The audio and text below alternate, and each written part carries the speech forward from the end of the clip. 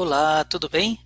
Bom dia, boa tarde, boa noite. Eu não sei que horas que você está assistindo este vídeo, mas essa é a nossa aula 5 do segundo bimestre do segundo ano do ensino médio, tá certo? Eu sou o professor Felipe e nós vamos começar aqui agora uma aula de filosofia. Olha só, eu estou aqui na página 85 do caderno do aluno de vocês, aonde nós, chegamos aqui na primeira aula e a partir da leitura nós vimos essas três personalidades. Nós já tivemos na aula 3 uma aula sobre o pensamento de Jeremy Bentham, tivemos na aula 4 uma aula sobre o pensamento de John Stuart Mill. Esses dois pensadores aqui, eles são utilitaristas. E agora, nessa aula 5, nós veremos o pensamento do filósofo John Locke, especificamente os seus pensamentos na área política, tá? Porque o John Locke, ele também escreveu, ele também produziu sobre a teoria do conhecimento, né? Uma área muito importante na filosofia. Mas o que nós veremos hoje aqui é o recorte do seu pensamento com relação à sua interpretação, à sua forma de articular os conceitos da política. É importante saber que o John Locke, ele é considerado o pai do liberalismo político, tá? Ou seja, é o primeiro liberal, tá certo? Vamos entender o que isso significa? Eu preparei aqui, olha, para vocês, na aula 5, né? Um texto, tá certo? Para a gente poder abordar aí as questões principais do John Locke, tá? Primeiro, a teoria do indivíduo em John Locke. Ele compreende que o ser humano, ele é um indivíduo colocado na sociedade, né?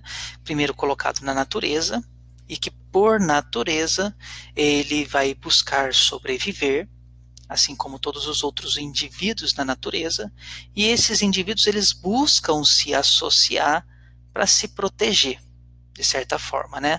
Porque a vida de forma individual, ela pode ser perigosa, você pode facilmente ser pego de improviso através de uma morte violenta.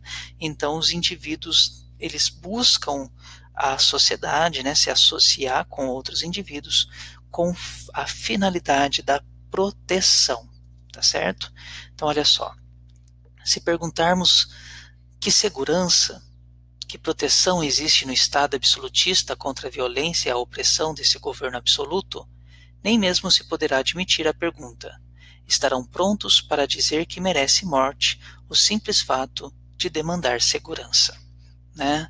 Ou seja, de certa forma, o John Locke ele está ali é, fazendo uma crítica ao Estado absolutista, né, ao antigo regime, o Estado absolutista que é essa forma de governo através da personificação da autoridade na figura de um rei, na figura de um soberano. Ele vai ser um defensor, o John Locke, da república, né? A ideia da república, a ideia de que as leis elas devem ser construídas, devem ser formuladas com a finalidade de proteger os direitos individuais. Então prestem muita atenção aqui agora em mim. É importante isso para vocês poderem responder as questões. O John Locke ele compreende que o indivíduo ele tem por natureza três direitos naturais, né? O direito à vida, tá certo? Ninguém pode tirar a sua vida, você tem um direito de proteger essa vida, isso é um direito da natureza. Você tem o direito à liberdade, ninguém também pode subjugar a sua liberdade, né? Tirar de você a sua liberdade, você tem o direito de lutar pela sua liberdade. E depois do direito à vida e do direito à liberdade, você também tem, por natureza, o direito à propriedade. O que significa isso? Você tem o direito de manter a sua propriedade. O que seria a propriedade privada para o John Locke? Propriedade é tudo aquilo que você consegue construir, edificar, manter, proteger com o seu suor, com o seu esforço, com o seu engenho, com a sua inteligência, tá? Então, Por natureza, o indivíduo ele tem três direitos naturais: o direito à vida, o direito à liberdade e o direito à propriedade. Porém, lançado individualmente, isolado na natureza, esse indivíduo ele vai ter esses direitos muito fragilizados, né? Porque qualquer outro indivíduo pode chegar lá e atentar contra a sua vida, atentar contra a sua liberdade e atentar contra aquilo que você construiu, contra a sua propriedade. Então, o que acontece? Esse estado em natureza, né, sem lei, sem regra, é um estado de guerra, que o John Locke vai dizer, de violência generalizada, né, de guerra de todos contra todos. É um estado de vida onde não vai ter evolução social, onde não vai ter desenvolvimento, onde, de certa forma, as pessoas elas vão viver sob o medo constante, né? E uma vida assim não vale a pena. É justamente utilizando a inteligência e a razão que o ser humano ele vai optar de perder a sua liberdade infinita, sua liberdade sem limites, porque não existem leis e regras, para se associar, para viver socialmente, para viver em sociedade, tá certo?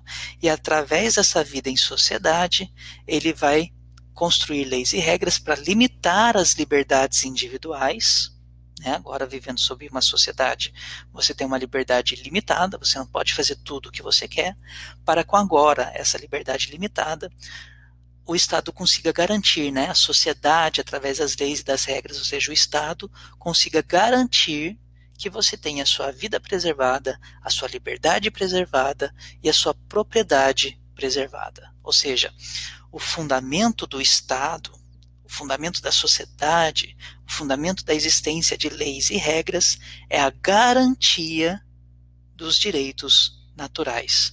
É a garantia, de certa forma, de você ter a sua vida, a sua liberdade e a sua propriedade garantidas para você. Tá certo?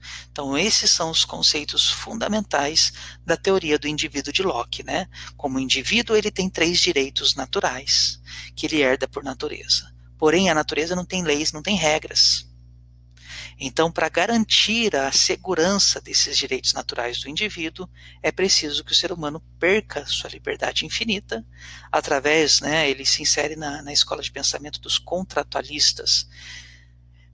Através de um contrato social, os indivíduos entregam essa liberdade para que se faça leis e regras, para que essas leis e regras garantam a minha vida, garantam a minha liberdade, garantam a minha propriedade. Existe uma frase célebre do John Locke que diz assim, que, de certa forma, onde não há leis, não há liberdade.